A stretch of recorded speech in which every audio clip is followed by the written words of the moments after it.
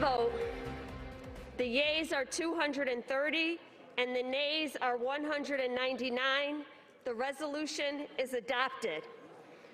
Without objection, the motion to reconsider is laid on the table.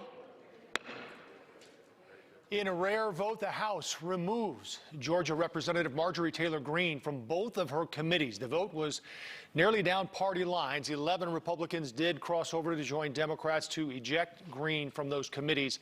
House Democrats and some members of her own party say she spread violence and hate through her support of several conspiracy theories. That vote coming hours after Representative Greene spoke to the House. She didn't apologize, but said she regrets some comments she made before she took office.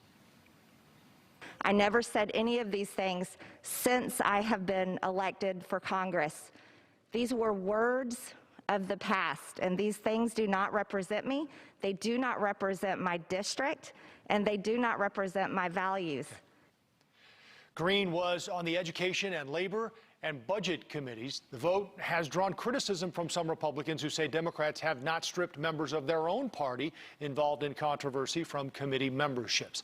Also developing on Capitol Hill, an advisor for former President Trump says he will not testify under oath for his Senate impeachment trial. House Democrats asked Mr. Trump to take the stand to respond to the charge that he incited a riot at the U.S. Capitol last month. His advisor, Jason Miller, says the trial is an unconstitutional proceeding, and his lawyers say the request is a PR stunt. The impeachment trial set to begin on Monday. A lot of activity today on the Hill for sure. Joining us now to break it down, Howard Gutman. He's nominated by former President Barack Obama to be U.S. Ambassador to the Kingdom of Belgium. Howard, let's start with the vote in the House to remove Marjorie Taylor Greene from those two committees. 11 Republicans voted yes, but the GOP argument here was that this should be up to us, basically, not you. Normally, Joe, that's how it goes. Normally, each party leaves it to their own to take care of housekeeping. There's been Democrats who've lost their seats. There have been Republicans. But this is the first time when the Republicans, having to vote publicly, had to stand behind her, probably because they were worried about getting President Trump's wrath at them. And the Democrats could not put up with what she had said, leading to this action today. The political question is, what is going on with the Republican Party? Howard, what is your answer to that? It's unclear. The closest thing I can see is civil war. So for the longest time, the whole party marched in step behind President Trump. Then January 6th happened, and they started to declare their independence. Certainly Mitch McConnell in the Senate said, "I've had enough." Liz Cheney said, "I had enough." But then they started hearing from some of the constituents. So Kevin McCarthy in the Senate went down to see President Trump and had to rally around Marjorie Taylor Greene. And so they're trying to find their footing. And a little bit now they're splitting up the Trump forces and maybe the McConnell forces. More to come. Well, let's shift to the impeachment, Howard. Democrats were requesting the president, as we mentioned, testify at his impeachment trial. He declined today, calling it a PR stunt. I'm guessing this didn't surprise you?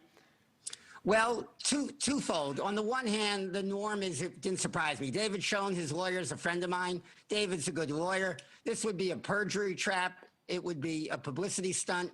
And also, if you believe the whole proceeding's unconstitutional, why would you participate? On the other hand, sometimes you better watch that you don't get what you wish for. And so I could see President Trump at some point saying, they're giving me a forum to lay out my case that the election was stolen. To avoid perjury, all I have to say is it's my understanding. And they might find out a late-time visitor making his case, which is a case that neither of his lawyers would make, that the election was in fact stolen. Neither of the lawyers are planning to make that case now. Let me sidebar on that constitutional question quickly, if you can, Howard. Will someone rule on that, or is that just going to be something that both sides will posit?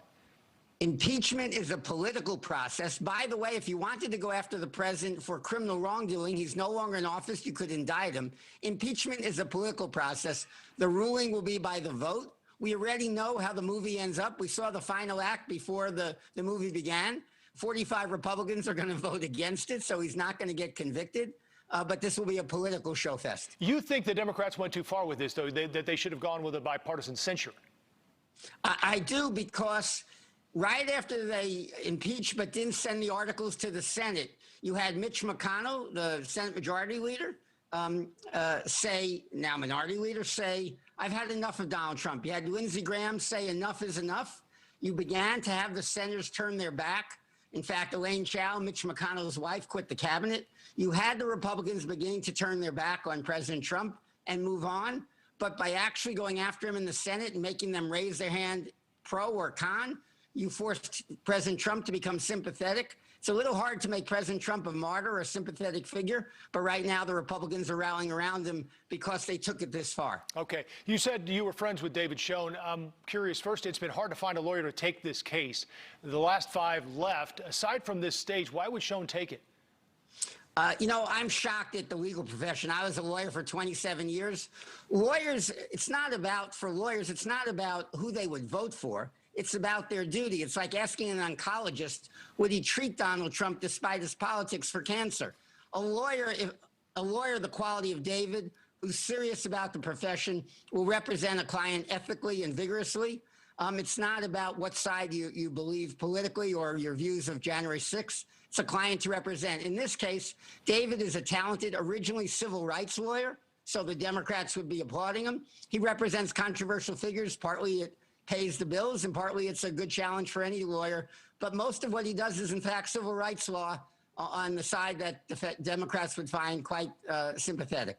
Howard, it's always great to get your perspective. I'm sure we'll be talking with you as things progress next week. Thanks, Joe. Stay safe. All the best. You too.